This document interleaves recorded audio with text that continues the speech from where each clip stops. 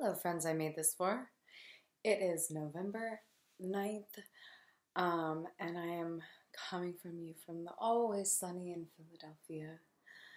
Um, this coming week is a full moon, so we're talking big moon energy this week, and specifically what that means through the eyes of the tarot. So, before we go into tarot talk, of course, looking at the cards from different tarot decks and seeing how we can integrate some of what we're seeing there. Excuse me. Let's look and talk about the living wheel. So I have some cards from the living wheel deck, which talks about astrology, and I wanted to talk about how I think and feel about the zodiac wheel, the living wheel, and how I integrate that a little bit, because I think it's really helpful. So every time we have a full moon, it's in the opposite sign of what the sun is in. And when we look at what is opposite, it's what's directly across from it on the zodiacal wheel. Zodiacal doesn't sound like a real word, but I think it is. So, of course, our sun right now is in Scorpio, and that means the full moon is going to be in Taurus. So, the way I like to integrate some of this idea of what are opposites is to almost look at the zodiacal wheel or the zodiac wheel as a color wheel, because I'm an artist, and that's how I decide to look at things. So in color theory, you have the color wheel, and the way it's split up, you have colors that are across from each other on the color wheel, and those are known as color complements. And I like to think of signs like Scorpio and Taurus as color complements. So what do color complements do, and what are they? So there are colors that are the opposite and kind of help to our visual eye bring out and intensify each other. So an example of a color complement would be orange and blue. They're directly across from each other, and they intensify. They look they just look beautiful together, but they're directly opposite of each other. So if you were to combine these colors, they would become brown. But if they are just next to each other, they do great things to your eye, in which they're very pleasing. Another example, red and green, or purple and yellow. So these things, they look gorgeous because they do this funny thing to us as humans, where they bring out this intensity of one another. But they're very much the exact opposites. So when you try to combine them, it becomes murky. It just becomes brown. But I feel like, that's not exactly how these zodiac signs work. But I feel like looking at it in that way kind of helps us understand why these things complement each other so well. So when we're looking at this deck specifically, the phrases that they use for these two signs, for Taurus, it's I have, and for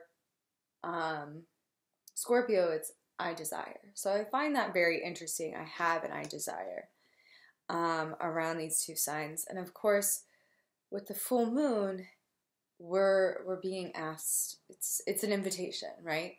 So we're looking at this season. Our sun is in Scorpio, so we're having to kind of do a lot of shadow work. There's a lot of digging into the realms, your shadow self, like I brought up in the past, and we're going to kind of review a little bit today. Scorpio is about death, so we have a lot of release. Literally, this is the season of dying. If you're in the Northeast like me, you're seeing all the trees turn colors and lose them. So there's this beautiful process of release that's happening right now that's very much in connection to this time of the year, what's going on. And of course, Samhain just passed the other week, so we have all of that we're integrating. Scorpio season's just a really great season of integration in a way that allows us to release. And I think Taurus with the full moon really helps brighten that up. Kind of gives us a light to remind us that this shadow work is for something really important and powerful. And of course it always is, but when we're in it, sometimes it can feel like, wow, my bullshit's just coming up. On a personal note, what I've noticed coming up is my relationships, and like thinking about my past relationships and how those relate to my relationship with my father, and just kind of like thinking about and working with those things. I feel like a lot of this work is also relating to my Chiron in some way.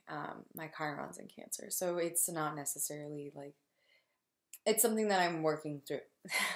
So that's what's coming up for me personally. So you see a lot of, this is just a time of like relating and acknowledging. And I mean, that's constantly the reality, right? I'm kind of rambling, but the point is, it's the season of death. Yay, let it die. Acknowledge it, feel it, release it. And, you know, put a name to what's going on. And like allowing that to be part of the life process. And one other card that I'm going to go over next week, but just wanted to bring up very quickly. Scorpio is ruled by Pluto, so of course this is also a big theme for us. It's like this call of like, because it's not just death, it's also rebirth. Like that's what we're all doing right now, is letting things die in order for the rebirth to happen. The 3 stages of Scorpio is something I learned about recently. It starts as the scorpion, then we evolve, or Scorpio evolves into the eagle, and at the last stage, Scorpio is the phoenix. So when we look at it like this, we're seeing this definite change from the shadow and this earthly self to something higher, something of this connection to spirit, things like that. So with that said, this connection to spirit, let's talk about Taurus being the complement for Scorpio. So I desire. These are an interesting opposite, right? So I have. It acknowledges what is, whereas I desire is, what am I manifesting? What am I growing towards? What am I creating? So I think what's really powerful about these 2 signs, and of course we're looking through the tarot to kind of integrate that more. This whole week I've been thinking about the Hierophant and what that really represents, because like many people, I struggle with this card. I struggle with this card because it's kind of based in some interesting shit, right? We're going to talk about that. But there's a lot to it. It's one of those cards that I feel like, especially for us witchy folk, because it kind of literally is a fucking pope, it can feel very triggering. Like, oh, there's my old like religious past, or oh, this is the patriarchy. But it really, I'm going to look at it through a few cards that I feel like are not about, because in the Smith-Waite deck, there's the Hierophant and then the people around. But I wanted to look at the Hierophant in decks that kind of show it as a different invitation to kind of like look at and just feel into that differently. The decks that I'm going to be sharing with you today are the Morgan Greer, as you know, favorite. One that I cannot pronounce, Handle Tarot? I think it's the Handle Tarot. And the Way Home Tarot. My newest deck, integrating it. And actually the Hierophant is why I got this deck. So I'm really excited to share it. So we're going to start from oldest to youngest. And let's start here. So I've already talked about death in this deck. Love this version of death. Love the rose. The rose is a reoccurring theme in a lot of death decks. But let's look at the Hierophant. If we're looking at Taurus through tarot, what is Taurus in tarot? It's the Hierophant. So what does that mean? Like, what is this about? This is a religious figure, right? This is a religious figure that is draped in long flowing garments. There's this connection to God with how with how this character is pointing upward, God, Spirit, Allah, whatever you really connect with. There's also the staff that they're holding. There's this presence that's being brought to us through this card. It's a very powerful card. And of course we have the 2 keys that are kind of going across. So there are different ways of integrating this card and this symbolism. To me, the invitation of the Hierophant is we are the Hierophant. We are this person. And to connect that to Taurus, a fixed earth sign. So how do we kind of make this connection between the two? So first of all, this is an earthly guardian of sorts. That is like a big one to me, is like, this is an earthly embodiment of a messenger. We almost get the idea of a gatekeeper, of course, because of the keys and the cross of the keys. This is someone who is understanding their connection with the higher powers and their opportunity on this earth to share that knowledge and their role as one to share the knowledge. So we see that, to me, this connection to earth and Taurus as an earth sign is that's what this person represents. There's this connection, with the fingers pointing upward, that this is the connection between the 2 realms in this earthly space. So when we think about it as I have the knowledge. I have the knowledge is a big one. In another deck that I have, the word for this card is teaching. So in some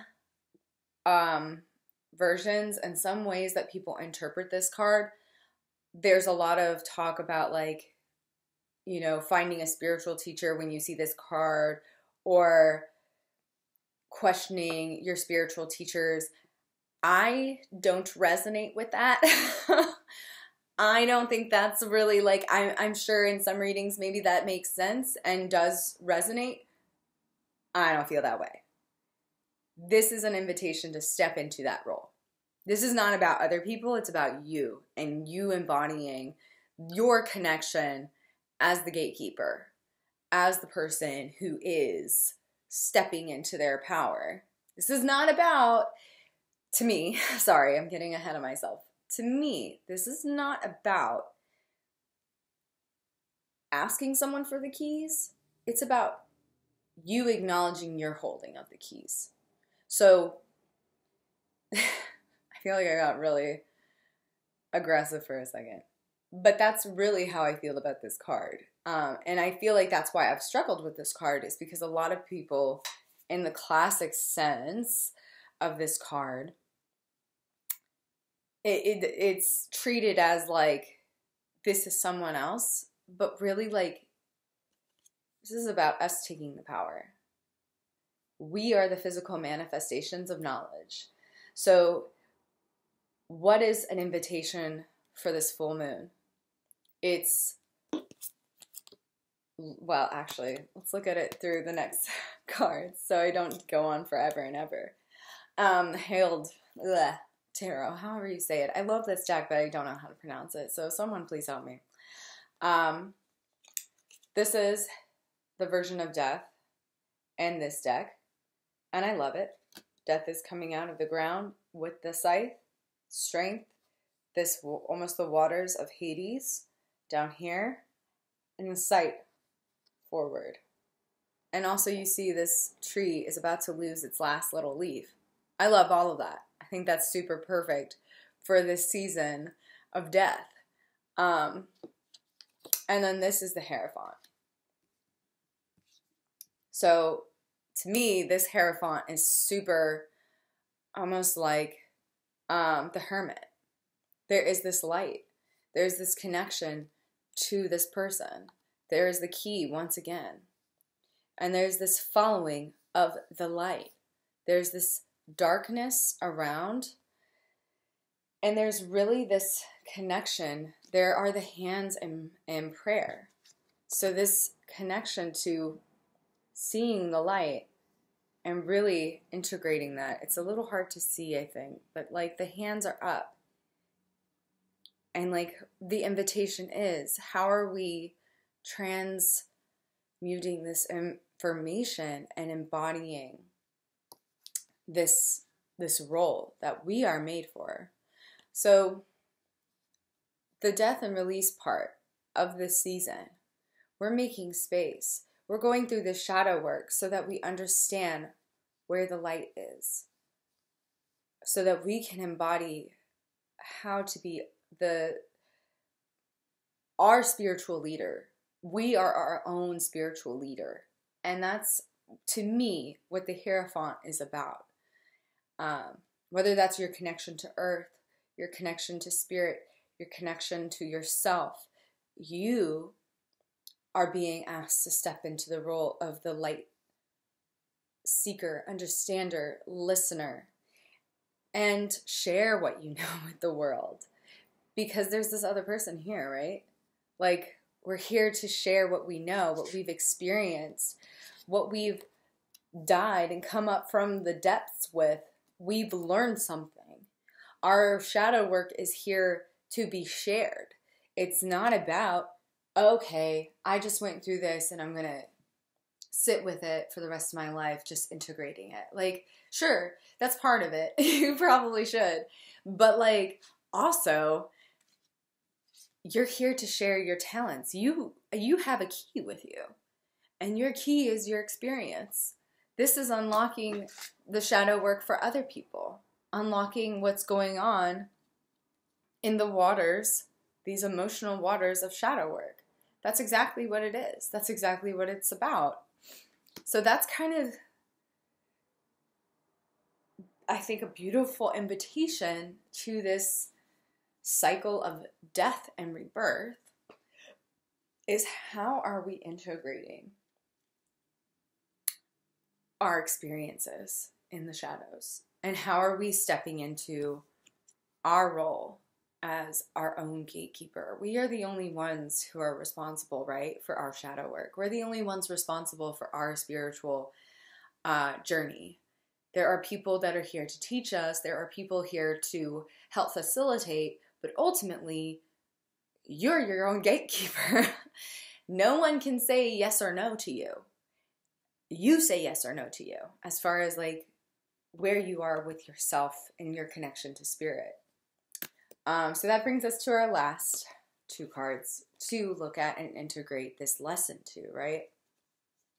So we have death, this super visceral experience that we're going through, and it might feel like we're being gutted. It might feel like we're softly going off to sleep at night. And it might not be that painful, but either way, there's a transmutation happening. We're returning to our true self, higher self, child's self, whatever you're kind of working with. Certain things must die in order to connect with that, right? I love the Hierophant from this deck. And why? Why wouldn't I? We have this connection, this grounding down. I love what this brings to us in the Hierophant, because it brings that earthliness, really solidifies that, because to me, Taurus is very earthly.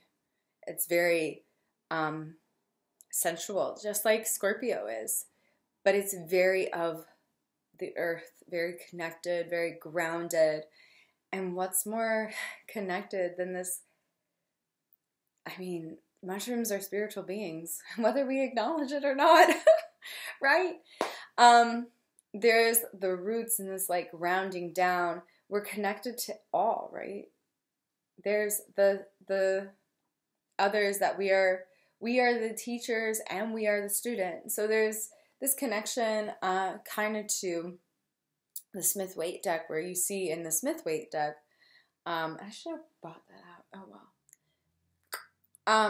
You see the Hierophant and the people below, the listeners. And I kind of like that these almost embody that, but they're all connected, right? It's not that we're separate. It's that we are constantly teaching, learning, teaching, learning, teaching, learning, teaching, learning. Like that's the whole existence part, right? So we might be in the state of empowerment, but either way, like, I just love this idea because it's also, you know, psychedelics, third eye, and that connection to God in that way, because they're here to teach us. That's why God made them that way. Made them psychedelic on purpose. So anyway, that's my thoughts and feelings for the full moon in Taurus. I hope some of that made sense to you as far as referencing, you know, what are we really integrating? I feel like it's going to be a nice, lighter experience because we are in this state of release right now. So like an empowering moon. I hope it's an empowering moon for you. Pull out your cards, ask some questions, see what's going on. Plant some seeds and have a beautiful day. Bye.